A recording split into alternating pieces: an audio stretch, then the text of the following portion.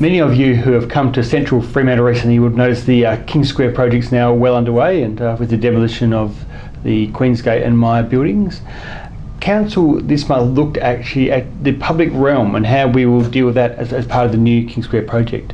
The plan is actually to spend about $8 million upgrading the public realm over the next 10 years around King Square, and with over $2 million of that as part of the initial project, which is really exciting. So the plan was presented to the council as part of that public realm concept plan. And what was really pleasing was that draft concept plan had some really great community engagement as part of that. You would have seen previously the school was engaged around the design for the playground, or the play space that's going to be in there as well as some great feedback around how we could start to unearth some of the history of that's come through the archaeological digs and the like. So council signed off on the new public realm concept design, which I think is fantastic. We see lots more trees in the area, lots more great spaces for people to spend time and actually make King Square very much at the heart of Fremantle, and with some exciting innovations like the Windows to the Past project that will further uncover some of the long history that's happened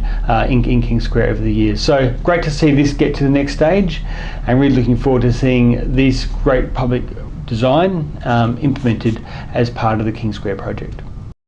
A hot issue of debate over recent months and years actually has been around some of the density, the R60 developments around neighbourhood centres and the like. Council in its planning scheme has long had the ability to increase densities around local centres and neighbourhood centres and in mixed use zones as defined in the scheme where it's not detrimental to an area.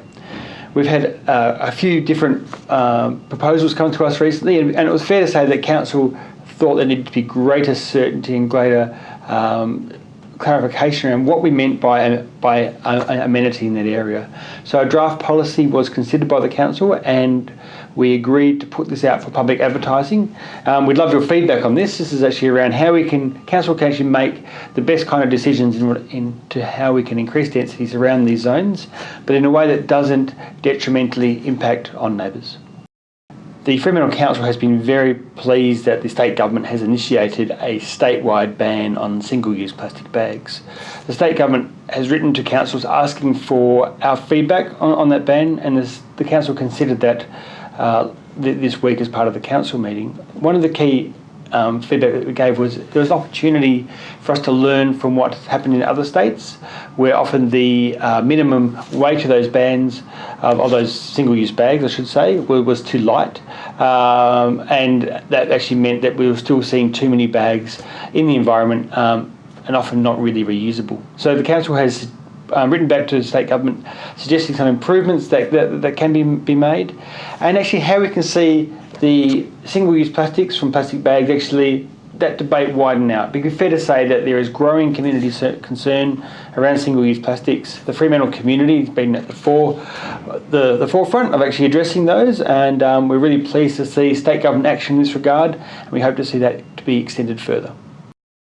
The upstairs of the old Evan Davies building above Dome, what used to be for a long time Culture, that lease was considered by council last night, and council agreed to a new lease for that space, which will once again see that activated with a restaurant that's going to have some live music and a range of other great uses, and I think will be a great addition to the Cappuccino Strip.